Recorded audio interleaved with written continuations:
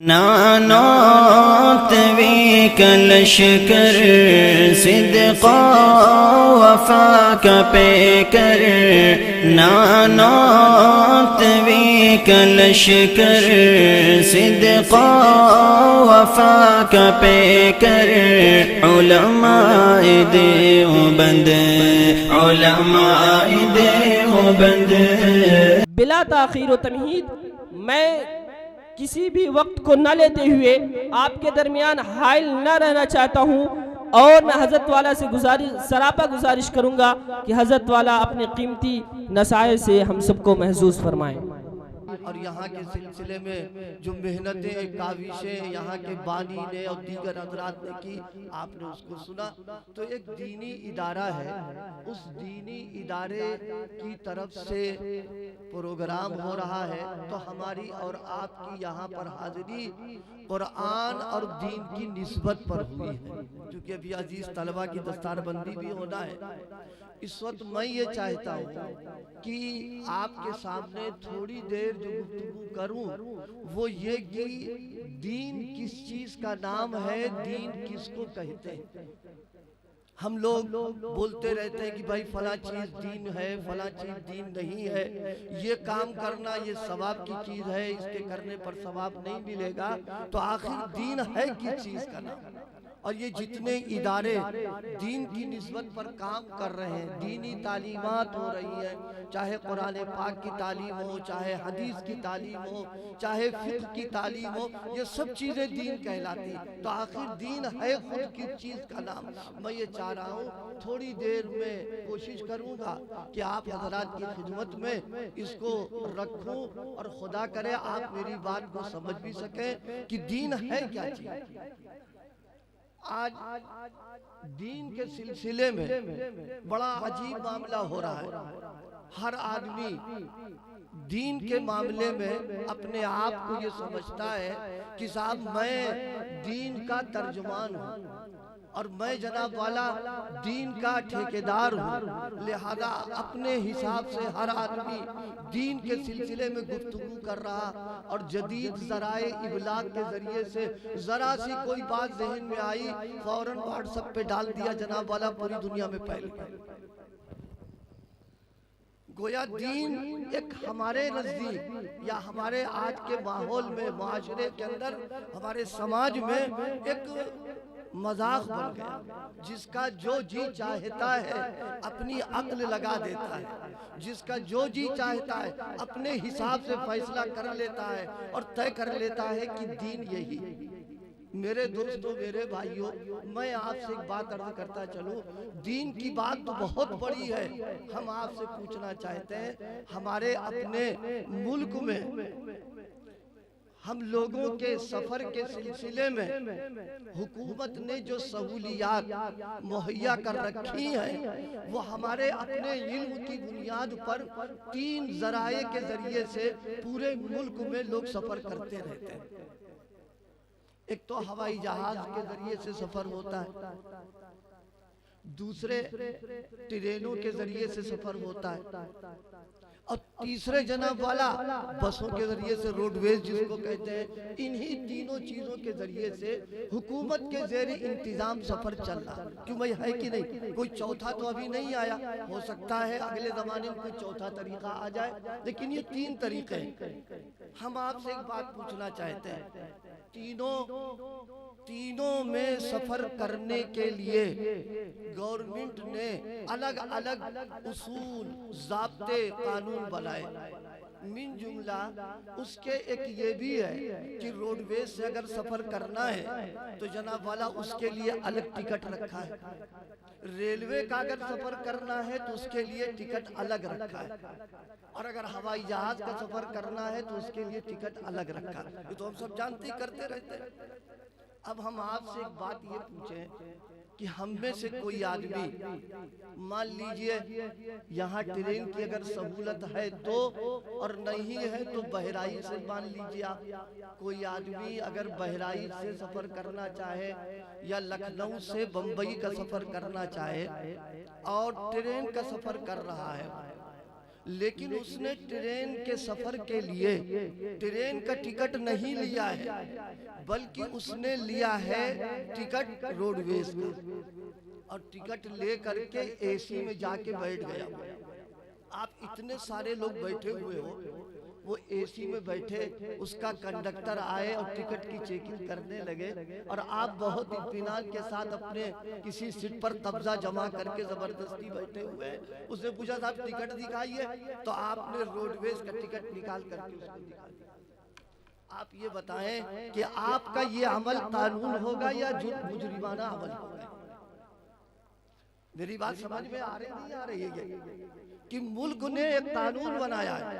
قانون یہ بنایا ہے کہ روڈ ویز کا جب سفر کرو گے تو اس کے لیے تم کو یہ ٹکٹ استعمال کرنا ہے، اور اگر ٹرین کا ٹکٹ استعمال سفر کرو گے تم کو یہ ٹکٹ استعمال کرنا ہے، اور اگر ہوائی جہاز کا ہے تو یہ ٹکٹ استعمال کرنا ہے۔ اور آپ نے تھوڑی سی تبدیلی پیدا کر دی اور تھوڑا سا آپ نے تغیر پیدا کیا، اس بنیاد پر کہ ہم وکیل ہیں، اس بنیاد کے اوپر کہ ہم ڈاکٹر ہیں، اس بنیاد کے اوپر کہ ہم انجینئر ہیں، تو آپ نے یہ سوچا کہ لاؤ روڈ ویز کی ٹکٹ کو ٹرین کے اندر استعمال کریں، وہ بھی ایسی ڈبے میں بیٹھ کر کے۔ اور آپ نے جناب والا بہت اطمینان کے ساتھ ٹکٹ نکال کر کے ٹی ٹی کو دیا، کنڈکٹر کو۔ آپ بتائیے کیا وہ ہنسی خوشی ٹکٹ لے کر کے اور آپ کو بیٹھنے کی اجازت دے گا؟ جی نہیں، آپ کو اجازت نہیں دے گا۔ کیوں؟ اس لیے کہ گورنمنٹ نے ایک قانون بنایا ہے، اس قانون کی پابندی کرنا۔ جب آپ کو سفر کرنا ہے تو آپ اس قانون کی پابندی کریں گے، اور اگر آپ نے اپنی عقل لگا دی اور آپ نے تھوڑی سی اپنی دانش مندی کا اور اپنی تھوڑی معلومات کا اور اپنی وکالت کا فائدہ اٹھا کر کے اس سے آپ نے یہ کہنا شروع کر دیا کہ ارے کنڈکٹر صاحب، ٹی ٹی، تم کو اتنی عقل نہیں، تم ہم کو مجرم قرار دے رہے ہو، ہم کو ٹرین سے تم اتار رہے ہو، ہم کو تم بیٹھنے نہیں دے رہے ہو، تو ہم سے جرمانہ لے رہے ہو۔ تھوڑی دیر سوچو تو صحیح کہ میں نے جرم کیا کیا۔ اور اب آپ اس کے سامنے تقریر شروع کر دیں۔ کیا تقریر یہ شروع کریں؟ جس گورنمنٹ کے تحت میں ریلوے ہے، اسی کے تحت میں روڈ ویز بھی ہے، اسی کے تحت میں ہوائی جہاز بھی ہے، اور یہ جو پیسے ہیں ہم نے ٹکٹ کے لیے ہیں، چاہے ریلوے کا لیں تو، چاہے روڈ ویز کا لیں تو، اور جہاز کا لیں تو، وہ حکومت کے خزانے میں جاتا ہے، کوئی ہمارے گھر تو جا ہی نہیں رہا ہے۔ لہذا ہم نے کون سا جرم کر دیا؟ اسی گورنمنٹ کا محکمہ وہ بھی ہے، اسی کا محکمہ وہ بھی ہے، پیسہ اسی کے پاس جا رہا ہے، تو ہم نے کون سا جرم کر دیا؟ آپ بتائیے، اگر اس انداز کی آپ تقریر کریں گے تو کیا آپ کی پیٹھ ٹھوکے گا اور شاباشی دے گا کہ واقعی تم ملک کے قانون کو سمجھنے والے؟ نہیں، بات بنے گی نہیں۔ اب آگے مسلمانوں ہم تم سے پوچھتے ہیں، اس ملک کا قانون جو بنا ہے کیا اللہ کی طرف سے وحی آئی تھی کیا؟ کہ اس وحی کے مطابق قانون کو بنایا گیا؟ کیا اس کے لیے اللہ کی طرف سے کوئی اصول اور کوئی ضابطہ؟ جی نہیں، بلکہ ملک کی پارلیمنٹ میں اور اسمبلی میں بیٹھ کر کے قانون کو بنایا گیا، اور بنانے والے ہمارے جیسے ایک انسان تھے، ہماری ہی طریقے سے کچھ لوگ تھے جو ممبر بن کر کے انہوں نے قانون بنا دیا ہے۔ اس قانون کو سب کو پابندی کرنا، اگر اس ملک کے اندر رہنا ہے تو ذمہ ضروری ہوگا، چاہے بنانے والا کوئی بھی ہو۔ جس طریقے سے گورنمنٹ کے بتائے ہوئے قانون میں عام آدمی کو ذرہ برابر دخل دینا یہ جرم کی بات ہے، اسی طریقے سے دین یہ اللہ کا بنایا ہوا قانون ہے جو محمد الرسول اللہ صلی اللہ تعالیٰ علیہ وسلم پر دیا گیا۔ اب دین میں ہمیں ایک چیز پسند آ گئی، اب صاحب سب نے مل کے کرنا شروع کر دیا کہ صاحب دین تو یہی ہے، اب کل کے دن ہم کو یہ چیز پسند آ گئی، ہم کو یہ چیز اچھی لگ گئی، ہم اس کو دین سمجھنے لگے۔ اگر دین اپنی مرضی پر عمل کرنے کا نام ہوتا، دین اپنی پسند پر عمل کرنے کا نام ہوتا، دین اپنی خواہش کے پورا کرنے کا نام ہوتا، تو پھر ضرورت ہی نہیں تھی نبوت کا نظام قائم کرنے کے لیے، ضرورت ہی نہیں تھی ہدایت کا نظام قائم کرنے کے لیے، انبیاء کو بھیجنے کی، رسولوں کو بھیجنے کی، نبیوں کو بھیجنے کی کوئی ضرورت نہیں تھی۔ کیوں؟ جب اپنی خواہشی کو پورا کرنے کا نام دین ہے تو پھر معاملہ بالکل آسان ہو رہا ہے۔ آج کیا ہو رہا؟ ٹکے ٹکے کے لوگ اور صاحب دین کی ترجمانی کر رہے ہیں، دین کی نمائندگی کر رہے ہیں اور دین کو اپنے حساب سے کر رہے ہیں۔ میں نے جیسے عرض کیا تھا کہ ملک کا جو قانون ہے، ہمارا کام ہے قانون پر عمل کرنا، ہمارا کام قانون کا بنانا نہیں ہے۔ اسی طریقے سے دین جس چیز کا نام ہے، ہمارا کام ہے اس پر عمل کرنا، بنانا ہمارا کام نہیں۔ حضرت نبی کریم صلی اللہ علیہ وسلم نے جس طریقے سے ریلوے کے ٹکٹ کو ہوائی جہاز کے ٹکٹ کے سفر میں استعمال کرنا، ہوائی جہاز کے سفر کو روڈ ویز کے سفر میں استعمال کرنا جرم ہے، اسی طریقے سے میرے آقا حضرت نبی کریم صلی اللہ علیہ وسلم نے جو فرما دیا وہ دین ہوگا، جو آپ نے کہا وہ دین ہوگا، جو آپ نے کیا وہ دین ہوگا۔ میرے آقا کسی کام کے کرنے کا حکم دیں وہ دین ہے، اس کے خلاف کرنا یہ گناہ قرار دیا جائے گا۔ میرے آقا کسی کام سے منع فرما دیں اور ہم اس کو کر لیں، اس کو بھی گناہ قرار دیا جائے گا۔ آپ کی ذات گرامی دین کے سلسلے میں بنیاد اور سرچشمہ ہے۔ ابھی شاید وضاحت نہیں میں کر پایا ہوں یا آپ کی سمجھ میں بات نہیں آئی کہ آج دین کے بارے میں کیا ہے۔ ابھی میں ایک جگہ نکاح پڑھانے گیا، سب جانتے ہیں خطبہ ہوا، اس کے بعد اجاب قبول ہوا۔ اب قبول کرنے والا نوجوان اس کا جذبہ، تو اس نے کہا الحمدللہ میں نے قبول کیا۔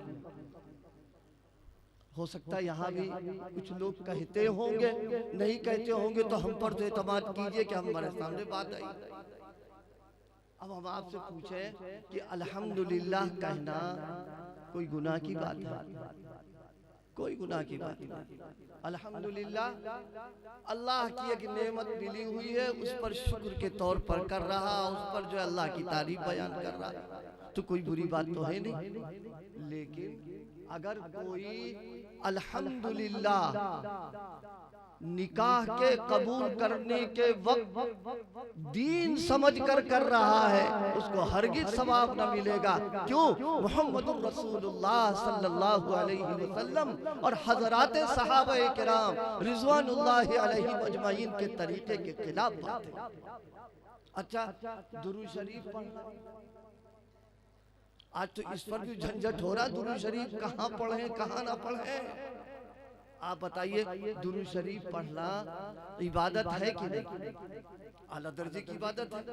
ایک مرتبہ اگر درود پاک پڑھیں گے تو اللہ پاک ایک مرتبہ پڑھنے پر 10 نیکیاں عطا فرمائے گا، 10 درجے بلند کر دے گا، 10 خطاؤں کو معاف کرے گا۔ کتنا ثواب، بہت اچھی بات۔ اب اگر کوئی آدمی وضو کرنے بیٹھے اور درود شریف پڑھے، آپ بات سمجھ رہے ہیں ہماری؟ وضو کرنے بیٹھے درود شریف پڑھا، آپ بتائیے وضو کرنے کے وقت درود شریف پڑھنا اور دین سمجھ کر کرنا یہ وبال جان ہے، کیونکہ محمد الرسول اللہ صلی اللہ علیہ وسلم نے فرمایا جب وضو کرو تو پڑھو بسم اللہ الرحمن الرحیم۔ تو آقا نے درود شریف پڑھنے کا جو موقع بتایا ہے، اس موقع پر پڑھنا تو عبادت ہوگا، اور اپنی طرف سے اگر کر لیں گے اس کو عبادت نہ کہا جائے گا، نہ اس کو دین کہا جائے گا۔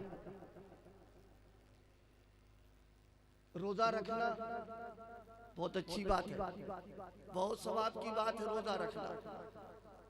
اب کوئی آدمی رمضان المبارک میں پورے 29 دن روزے رکھے، چاند ہو گیا، ساری دنیا عید بنا رہی ہے، خوشی بنا رہی ہے، ہم نے یہ سوچا کہ لاؤ 30 دن پورے کر لیں اور عید کے دن ہم روزہ رکھ لیں۔ آپ بتاؤ کون سا گناہ کر رہا؟ روزہ ہی تو رکھ رہا بیچارہ، روزہ ہی تو رکھ رہا ہے، لیکن نہیں، اللہ کے پیغمبر نے عید کے دن روزہ رکھنا حرام قرار دیا۔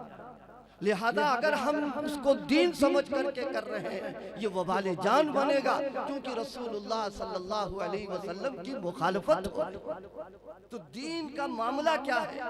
دین کا معاملہ یہ تھوڑی نا کہ ہماری جو پسند ہو، ہماری جو مرضی ہو، ہم جیسا چاہیں ہم وہ کر لیں۔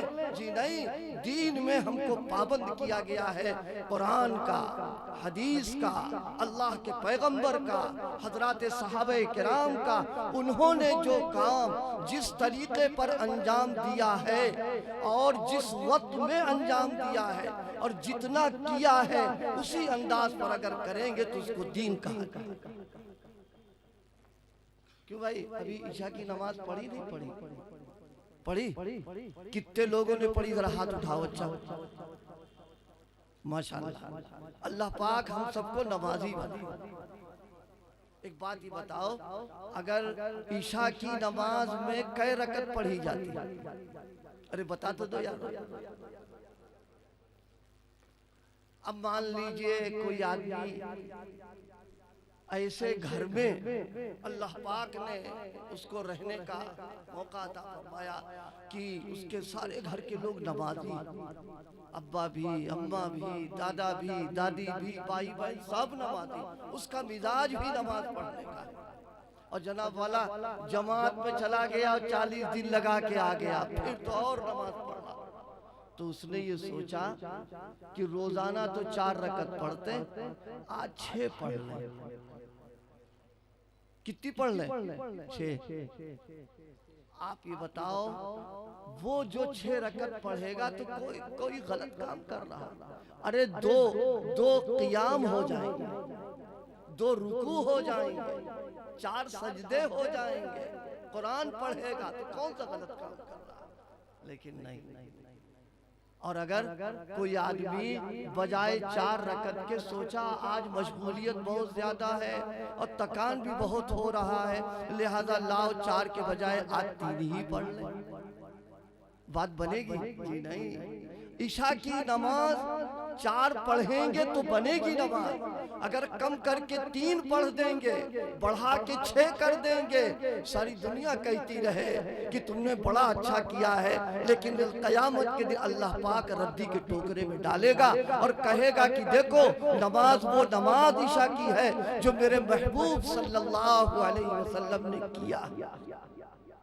کچھ بات میری سمجھ میں آ گئی کہ نہیں آ گئی؟ کیا میں نے عرض کیا؟ میں نے عرض یہ کیا دین اپنی پسند اور خواہش کا نام نہیں ہے، دین نام ہے مدنی آقا جناب محمد رسول اللہ صلی اللہ علیہ وسلم، حضرات صحابہ کرام رضوان اللہ علیہم اجمعین، قرآن پاک، شریعت اور حدیث میں جو کچھ کہا گیا ہے اس پر عمل کرنے کا نام دین ہے۔ آپ ایک بات بتاؤ، نان پارے میں اگر کوئی مکان بنانا چاہے، اپنا پلاٹ خرید کر کے مکان بنائے، اپنا پلاٹ خرید کر کے، تو کیا مکان بنانے میں آزاد ہے وہ؟ پلاٹ خرید لیا، مکان بنا دیا۔ ملک کا قانون یہ ہے کہ اگر آپ اپنے پلاٹ میں مکان بنانا چاہتے ہیں تو پہلے اس کا نقشہ بنوائیے اور نقشہ بنوا کر کے اس کو منظور کروائیے، منظور کروانے کے بعد پھر مکان کے بنانے کی قانوناً آپ کو اجازت ہے۔ اگر کوئی آدمی بغیر نقشہ منظور کرائے مکان بنا دے تو بڑی بنی عمارتیں بنی ہوئی اس کو ڈھا دیا جاتا ہے، اس لیے کہ تم نے گورنمنٹ سے اس کی منظوری نہیں لی۔ کہ وہ قانون ہے کہ نہیں، پتہ نہیں شاید یہاں نہیں ہوگا، اور ملک میں تو ہے، ہم کو پتہ ہے، یہاں تو پہلی بار آئے، یہ جزیرہ ہے، یہاں کیا قانون معلوم ہو گیا۔ اب آپ سے یہ پوچھتے ہیں کہ آپ نے نقشہ بنوایا، نقشہ بنوانے کے بعد مکان کا گیٹ صدر پورب کی طرف دکھایا ہے۔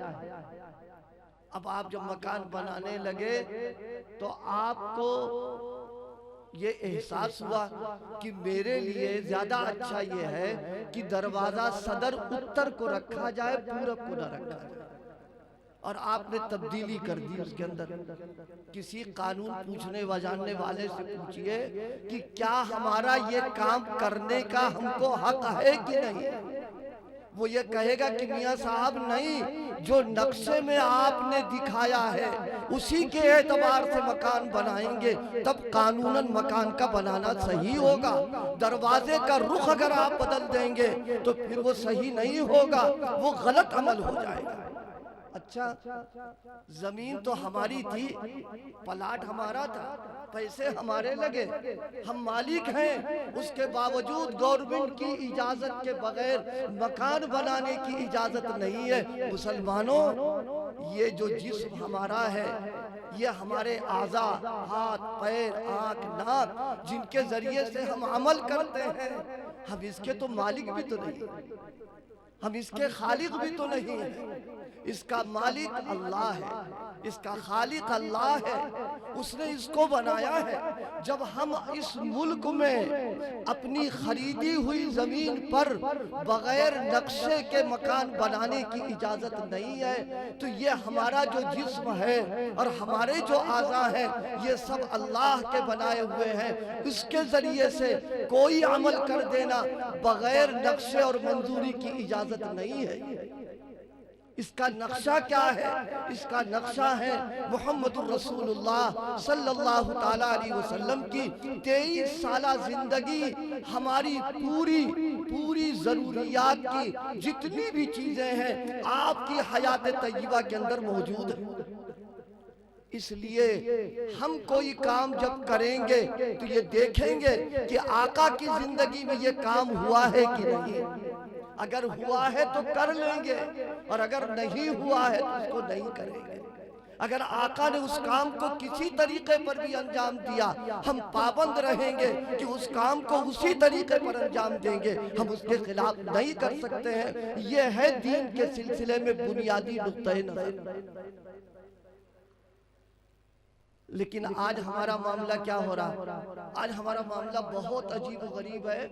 دین میں چلتے پھرتے کسی نے کچھ کہہ دیا اور کچھ بتا دیا، ہم اتنے بھولے بھالے کہ اس پر اعتماد کر کے اس پر عمل کرنا شروع کر دیتے ہیں۔ ہم کبھی اس کی ضرورت محسوس نہیں کرتے ہیں کہ اس تعلق سے علماء سے پوچھیں، مفتیان کرام سے پوچھیں، دین جاننے والوں سے معلوم کریں کہ یہ کام کرنا ہمارے لیے ٹھیک ہے کہ نہیں۔ بلکہ ہمارے یہاں صورتحال اب یہ ہو چکی ہے، دین کے بارے میں کسی کو کوئی کام کرتا ہوا ہم دیکھ لیں، بس ہم نے اس کو اختیار کر لیا۔ اب ہم سمجھتے ہیں کہ ہم دیندار ہیں، ہم دین پر عمل کر رہے ہیں، ہماری زندگی دین والی ہے۔ خوب یاد رکھیے، دین دیکھا دیکھی عمل کر لینا، نقل کر لینا، فلاں ایسا کر رہا تھا ہم بھی ویسا کرنے لگے، یہ دین اس کا نام نہیں ہے۔ دین نام ہے استناد و اعتبار کے ساتھ علماء سے پوچھ کر اس پر عمل کرنا۔ میں تو اس موقع پر ایک بات عرض کیا کرتا ہوں، آج کل ہمارے یہاں اللہ پاک ہم سب کی حفاظت فرما لے، کینسر کا مرض عام ہو رہا، شوگر کا مرض عام ہو رہا۔ اب مان لیجئے شوگر کا کوئی مریض ہے، اس نے اخبار میں پڑھ لیا کہ فلاں کمپنی نے شوگر کی دوا تیار کی ہے، پڑھ لیا اس نے؟ تو آپ بتائیے کیا اخبار میں پڑھ لینے سے اس دوا ایڈورٹائز کو دیکھ کر کے کیا دوا استعمال کرے گا؟ نہیں، وہ ڈاکٹر سے پوچھے گا کہ فلاں دوا آئی ہوئی ہے، اس کا استعمال کرنا ہمارے لیے کیسا ہے؟ ڈاکٹر سے کیوں پوچھ رہے ہیں؟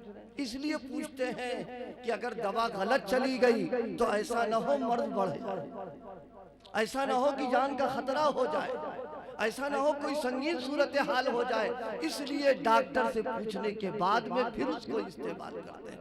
اور دین کے معاملے میں کسی نے کچھ کہہ دیا، کچھ بتا دیا، اب کوئی ضرورت نہیں ارے دین کی بات، بس اس پر عمل کرنا شروع کر دیا۔ یہ آج کے معاشرے میں امت کی بہت بڑی کمزوری کی بات ہے کہ جو شخص جو چاہتا ہے دین کے نام پر ڈکیتی ڈال کر ہمارے عقیدوں کو بھی برباد کرتا ہے، ہمارے اعمال کو بھی برباد کرتا ہے، اور دین کا لیبل لگا کر کے دین سے ہم کو دور کر دیتا ہے۔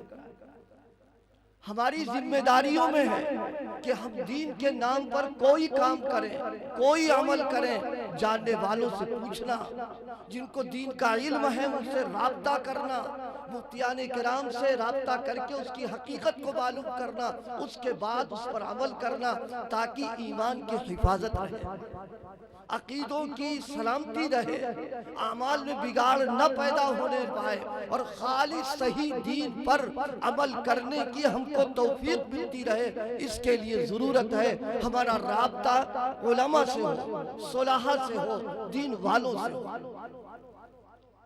اللہ پاک کا کتنا بڑا فضل ہے، کتنا بڑا کرم ہے کہ دین کی حفاظت کے لیے اور دین کی بقا کے لیے حکیمانہ نظام اللہ پاک نے مدارس کی شکل میں، مکاتب کی شکل میں، دینی درسگاہوں کی شکل میں، دینی جامعات کی شکل میں، دارالافتاء کی شکل میں، یہ اللہ پاک کا حکیمانہ نظام ہے جو قیامت تک چلتا رہے۔ کیوں؟ اس لیے کہ حضرت نبی کریم صلی اللہ علیہ وسلم کی ذات گرامی پر نبوت کو ختم کر دیا گیا، اور آپ آخری نبی ہیں، اب کوئی دوسرا نبی دنیا میں آنے والا نہیں ہے، آپ خاتم النبیین ہیں۔ جب آپ خاتم النبیین ہوئے تو آپ جو دین لائے وہ خاتم الادیان دین ہے، یعنی آخری دین ہے، اور جو کتاب لے کر کے آئے وہ خاتم الکتب ہے۔ تو اب ظاہر سی بات ہے کہ جب آپ آخری نبی ہیں تو آپ کی نبوت قیامت تک چلے گی، اور قیامت تک نبوت چلنے کا مطلب یہ ہے کہ یہ دین بھی قیامت تک باقی رہے گا، یہ کتاب بھی قیامت تک باقی رہے گی، یہ شریعت بھی قیامت تک باقی رہے گی۔ اور باقی رہنے کی شکل کیا ہوگی؟ یہ تھوڑی نہ کہ عجائب خانے میں جا کے رکھ دیا جائے گا قرآن پاک، اور جناب والا حدیثوں کو جناب والا عجائب خانے میں رکھ دیا جائے گا، نہیں۔ اللہ پاک نے اس کی حفاظت کا انتظام یہ کیا ہے کہ مدارس و مکاتب کا قیام یہ جو چل رہا ہے یہ رسول اللہ صلی اللہ علیہ وسلم کے خاتم النبیین اور آپ کے مشن کو قیامت تک باقی رہنے کے لیے اللہ پاک نے یہ انتظام قائم کیا۔ میرے دوستوں، میرے بھائیوں، یہ مدارس و مکاتب، یہ درسگاہیں، یہ جامعات دیکھنے میں آج ہم ان کو جس نظر سے دیکھنا چاہیے اس نظر سے نہیں دیکھ رہے۔ ہم ان کی جو اہمیت، ان کا جو مقام، ان کا جو مرتبہ ہے، ہم اس اعتبار سے ان کے ساتھ معاملہ نہیں کر رہے۔ یہ ہم اپنا نقصان کر رہے ہیں، ان کا نقصان نہیں کر رہے۔ وجہ اس کی یہ ہے کہ اللہ پاک نے جو مدارس و مکاتب کا جو نظام قائم فرمایا ہے یہ تو چلتا ہی رہے گا۔ ہماری سعادت کی بات یہ ہوگی کہ ہمارا تعلق مدرسوں سے ہو جائے، ہمارا تعلق دینی درسگاہوں سے ہو جائے، ہمارا تعلق مکاتب سے ہو جائے، کیونکہ پاور ہاؤس سے جب تعلق ہوگا تو گھر میں روشنی آئے گی، اجالا آئے گا، دین آئے گا، ایمان آئے گا، عقیدے آئیں گے، اعمال آئیں گے، حضور کی سنتیں آئیں گی، قرآن آئے گا، شریعت آئے گی۔ جب پاور ہاؤس سے رابطہ رہے گا تو یہ سارے فائدے ہم کو ملیں گے اس کے اندر۔ اگر پاور ہاؤس سے کنیکشن کاٹ دیا جائے اور ہم الگ ہو جائیں تو کیا نتیجہ نکلے گا؟ اندھیرا ہو جائے گا، اور اندھیرے میں پھر کیا ہوتا ہے؟ چوریاں ہوتی ہیں، ڈکیتیاں ہوتی ہیں، قتل ہوتے ہیں۔ جہاں دین کی روشنی نہ ہو اور جہاں اندھیرا ہو، جہاں جہالت ہو، یاد رکھیے وہاں ایمان کا تحفظ اور صحیح عقیدے یہ خواب و خیال کی بات ہو جائے گی۔ وہاں صحیح اعمال کا کرنا مشکل ہو جائے گا، بلکہ دین کے نام پر بددینی آ رہی ہے، سنتوں کے نام پر رسم و رواج ہماری زندگی کے اندر آ جائیں گے، بدعتیں ہماری زندگی کے اندر آ جائیں گی۔ اس لیے ان مدارس و مکاتب و دینی درسگاہوں کا جو قیام، جو سلسلہ چل رہا ہے، یہ اللہ پاک کی ایک نعمت ہے اور بہت بڑی نعمت ہے۔ اس نعمت کا حق یہ ہے کہ ہمارا تعلق اس سے مضبوط ہونا چاہیے۔ یاد رکھیے اگر ہم اپنی نسلوں کا اور اپنے آنے والی اولادوں کا دینی اعتبار سے تحفظ چاہتے ہیں تو آج کے دور میں اس کے لیے سب سے بہتر ذریعہ یہ ہے کہ مکاتب و مدارس میں اپنے بچوں کو بھیجیں، ان کو تعلیم دلائیں، ان کو قرآن پڑھائیں، ان کی تربیت کریں، ان کا ذہن دینی بنائیں، ان کا مزاج اسلامی بنائیں۔ اگر ہم نے اس سلسلے کے اندر فکریں نہ کی تو آنے والا جو وقت ہے وہ انتہائی خطرناک وقت ہے۔ اس موقع پر میں اپنے بڑوں سے ایک بات عرض کرنا چاہتا ہوں۔ ماشاءاللہ آپ کی اس درسگاہ کے پروگرام میں آنا بہت مبارک ہے، لیکن کہنا یہ ہے آج امت میں بڑوں کی جو تعداد ہے اکثر بہت بڑی تعداد وہ ہے جو قرآن پڑھے ہوئے نہیں ہے، بہت بڑی تعداد وہ ہے جو دین سے واقف نہیں ہے، بہت بڑی تعداد وہ ہے جس کے پاس صحیح عقیدے نہیں ہے، جس کے پاس صحیح مسائل کا علم نہیں ہے۔ مسلمان ہو کر اور جاہل رہے، مسلمان ہو کر قرآن پڑھا ہوا نہ ہو، مسلمان ہو کر موٹے موٹے مسئلے اس کو معلوم نہ ہو۔ آج صورتحال بہت عجیب ہوتی جا رہی ہے۔ میرے بھائیوں، میرے دوستوں، ہم کو اپنی بھی فکریں کرنا ہے اور اپنے بچوں کی بھی فکریں کرنا ہے کہ ہم بھی دیندار بنیں اور ہمارے بچے بھی دیندار بنیں۔ اس وقت میں میرا جی چاہ رہا ایک تدبیر میرے اپنے ذہن میں جو میں نے اپنے بعض دوستوں کو بتائی، انہوں نے اس پر عمل کیا، اس کی برکت سے اللہ پاک نے ان کو بہت فائدہ پہنچایا۔ دیکھیے عام طور پر ہمارے اپنے ذہنوں میں یہ ہے کہ یہ مدرسہ اور یہ مکتب چھوٹے چھوٹے بچوں کے لیے ہے، یقیناً چھوٹے ہی بچوں کے لیے اس کو قائم کیا گیا ہے، لیکن جو بڑے لوگ ہیں، بوڑھے ہو گئے، دادا ہو گئے، نانا ہو گئے، وہ کہاں پڑھیں گے؟ ان کو قرآن کی تعلیم کیسے ملے گی؟ ان کو دین کے مسائل کیسے معلوم ہوں گے؟ اور ہمارے پاس سب سے بڑا بہانہ یہ ہوتا ہے، معاف کیجئے گا، کہ کہتے ہیں کہ صاحب کیا بتائیں، بوڑھے ہو گئے، زبان گٹھل ہو چکی ہے، دانت گر گئے ہیں، دماغ کام نہیں کرتا، کیسے قرآن پڑھیں گے؟ آپ سے ایک بات پوچھیں، اگر یو پی حکومت اسمبلی میں یہ بل منظور کر دے کہ یو پی میں 60 اور 70 سال کے جو بڈھے لوگ ہیں جن کی انگلش اچھی ہوگی ان کو 25,000 روپے ماہانہ وظیفہ ملے، گورنمنٹ یہ قانون منظور کر دے، جتنے بڈھے یہاں بیٹھے ہوئے ہو بتاؤ اپنے دل پر ہاتھ رکھ کر کے کہ جس دن گورنمنٹ اس قانون کو منظور کر دے گی، کچھ لوگ سو رہے تھے آنکھیں کھول کے اب ہم کو دیکھنے لگے، 25,000 روپے منہ میں پانی آ گیا، ابھی تو سو رہے تھے۔ 25,000 روپے گورنمنٹ ماہانہ دے گی ان بوڑھوں کو کہ جن کے داڑھی سفید ہے، جن کے جناب دانت گر گئے ہیں، جن کی زبان موٹی ہو چکی ہے، انگلش اچھی ہو جائے تو ان کو ملے گا۔ آپ بتاؤ اس وقت کوئی عذر ہوگا؟ جی نہیں۔ پوتے کو بلائیں گے ڈنڈا ٹیک کر کے، اب باقاعدہ ٹیوشن کریں گے اور دن بھر بیٹھ کر کے اے بی سی ڈی رٹیں گے۔ ارے یہ ہوگا کہ نہیں؟ اچھا وہاں بڑھاپا نہیں آپ کو مانے بن رہا، اب وہاں آپ کی زبان جو ہے کیسے چل گئی؟ اور دانت تو ہے نہیں، کیسے یاد ہو گیا؟ ارے بہت اچھا یاد ہو گیا، اس لیے کہ 25,000 ملیں گے۔ خوب کان کھول کے سنو، میں اپنے آپ کو بھی مخاطب کر کے کہہ رہا ہوں، کل قیامت کے دن اللہ پاک ایک ایک مسلمان سے پوچھے گا کہ تم میرے محبوب کی امت میں تھے اور تم نے قرآن نہیں پڑھا، تم میری کتاب سے بالکل جاہل اور ناواقف تھے، اور تم کو دین کے مسائل نہیں تم کو معلوم تھے، دین کے احکامات نہیں معلوم تھے۔ وہاں کیا کہیں گے؟ وہاں یہ کہہ دیں گے کہ اللہ میاں بوڑھے ہو گئے تھے، زبان نہیں چلتی تھی اور دماغ کام نہیں کرتا تھا، کوئی عذر نہیں چلنے والا ہے۔ یاد رکھیے، اگر اللہ پاک حضرت صدیق اکبر رضی اللہ تعالیٰ عنہ کو، حضرت فاروق اعظم کو، حضرت عثمان غنی کو، حضرت عبد الرحمن ابن عوف اور جتنے صحابہ کرام بڑی عمر میں ایمان لے کر آئے ہیں، اگر اللہ پاک ان کو حافظ قرآن بنا سکتا ہے تو آج بڑی عمر کے اندر اللہ پاک ہم کو قرآن پڑھا بھی سکتا ہے۔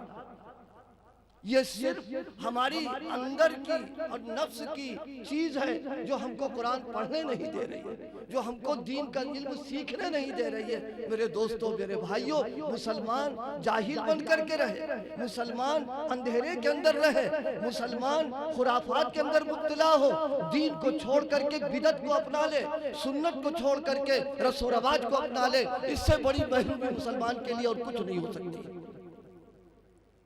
ہم اگر یہ چاہتے ہیں کہ ان مدرسوں سے دین کا علم حاصل کریں تو میں ایک تدبیر عرض کر رہا ہوں آپ سے، وہ تدبیر یہ ہے کہ اپنے بچوں کو ارادے کرو کہ اپنے بچوں کو مدرسے میں داخل کریں گے انشاءاللہ۔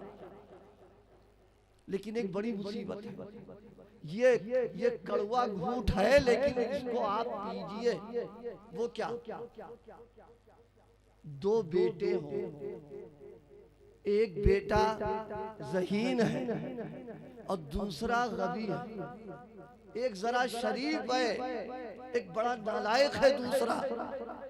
آپ بتاؤ دینی مدرسے کے لیے کس بچے کا انتخاب کرتے ہو؟ برا نہ ماننا، اس کا انتخاب کرتے ہیں جو بہت شریر ہوتا ہے، جو انتہائی غبی ہوتا ہے، کسی کام کا نہیں، بلکہ میرے الفاظ میں اپنی شرارتوں سے پڑوسی کی نیند حرام کر رکھی ہے، اس بچے کو مدرسے بھیجتے ہیں۔ اور جو بچہ تھوڑا ذہین ہو، ہوشیار ہو، تیز و ترار ہو، اس کے ساتھ معاملہ، اس کو کہاں بھیجتے ہو؟ تم جانو کہاں بھیجتے ہو؟ دینی مدرسے میں کہا کرتا ہوں، مدرسے والا تو میں بھی ہوں، تکلیف نہ ہو تو یہ کہہ دیں، جیسے مال کی زکاة نکالتے ہو، آج معاشرے کے اندر بچے شریر زکاة سمجھ کر کے مدرسوں میں بھیج دیتے ہو۔ اور کیا سمجھ کے بھیجتے ہو؟ اس لیے بھیجتے ہو کہ پڑھے وڑھے نہیں، 4 گھنٹے کم سے کم مولانا کا سر دماغ کھائے گا، ہم کو اطمینان مل جائے گا۔ اور کیا کر رکھا ہے ہم نے؟ آج مدارس کے سلسلے میں لوگ جس نظر سے دیکھ رہے ہیں، اس میں کچھ ہماری بھی کوتاہیوں کا دخل ہے، ہماری بھی کمیوں کا دخل ہے اس کے اندر۔ میں نے عرض کیا 2 بیٹے ہیں، ایک کو پڑھا رہے ہیں آپ انگلش اور ایک کو پڑھا رہے ہیں آپ ہیں عربی۔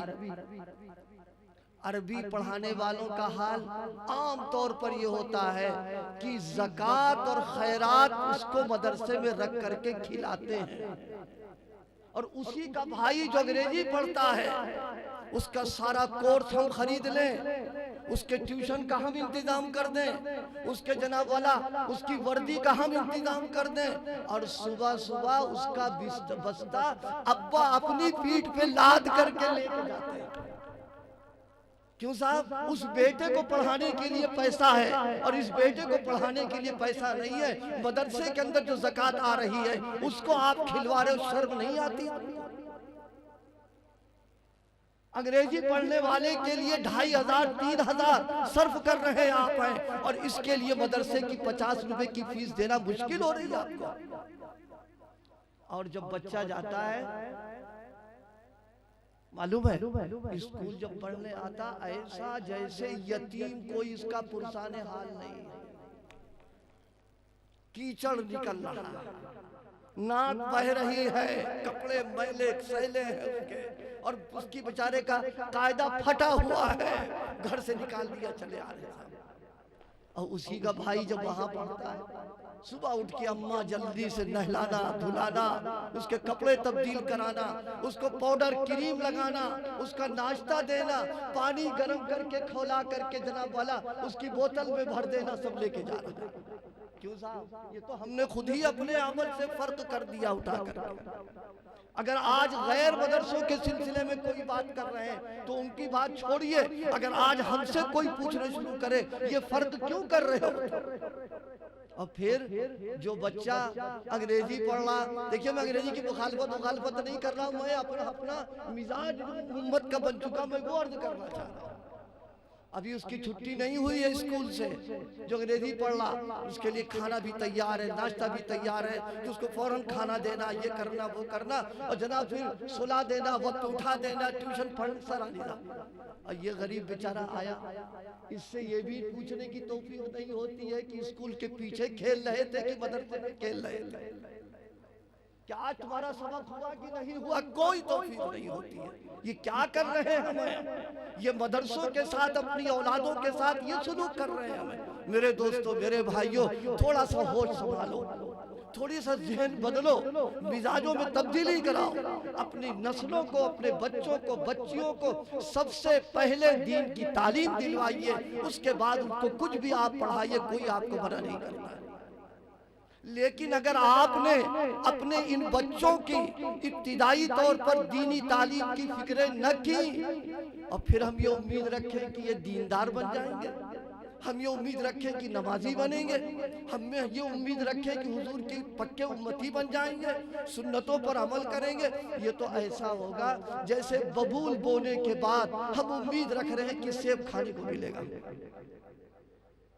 اس لیے دوستو اور بھائیوں، دین کے تعلق سے میں نے عرض کیا دین کے مراکز ہیں، آپ ان اداروں سے فائدہ کیسے اٹھائیں گے، میں اس کی تدبیر عرض کر رہا ہوں۔ اپنے بچوں کو مدرسے میں داخل کیجئے، اور یہ ارادہ کیجئے کہ جو بچے ہمارے ان مدرسوں میں پڑھنے آ رہے ہیں، ہم ان کی ویسی ہی نگرانی کریں گے جیسے اس بچے کی کرتے ہیں جو انگریزی اسکول پڑھنے جاتا ہے۔ اور روزانہ بچہ جب پڑھنے کے لیے آئے اور اس کو گھر واپس جائے تو آپ اس بچے سے پوچھئے کہ بیٹا آج تم کیا پڑھ کر کے آئے ہو، تمہارا سبق کیا ہوا، تم کو کیا استاد نے پڑھایا۔ اگر آپ یہ ذرا سی فکر کر لیں گے تو اس کا نتیجہ یہ نکلے گا، لڑکا مجبور ہو جائے گا محنت کرنے کے اوپر، اپنا سبق یاد کرنے پر، کھیل ختم کرے گا، محنت شروع کر دے گا۔ اور دوسرا فائدہ یہ ملے گا، مدرسے کا جتنا ماحول ہے وہ دینی ہو جائے گا، پڑھنے پڑھانے کا ہو جائے گا، استادوں کو بھی فکر ہوگی اگر اس کا سبق نہ ہوا تو سرپرست کو کیا جواب دیں گے۔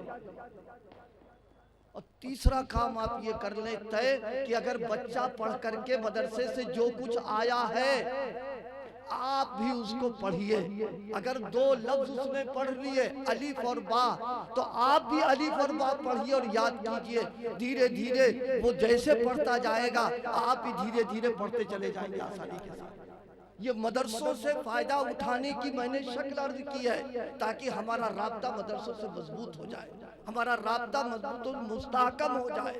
میرے دوستو میرے بھائیوں، میں نے مختصر طور پر عرض کیا دین کے تعلق سے کہ آج کے دور میں دین کے بارے میں ہم سب کو فکر مند ہونا ہے، ہم سب کو بیدار ہونا ہے۔ آج دین کا لبادہ اوڑھ کر بددینی پھیلانے کی کوششیں کی جا رہی ہیں، آج بددینی کی تدبیر ہم جو دینی ہمارے معاشرے میں، ہمارے سماج میں، ہمارے اعمال میں داخل کرنے کی فکریں ہو رہی ہیں، اور ہم یہ ہیں کہ غفلت کی نیند سو رہے ہیں۔ یاد رکھیے جو گھر غفلت کی نیند سوتا ہے اس گھر کو کوئی بچا نہیں سکتا ہے، وہ لٹ جائے گا۔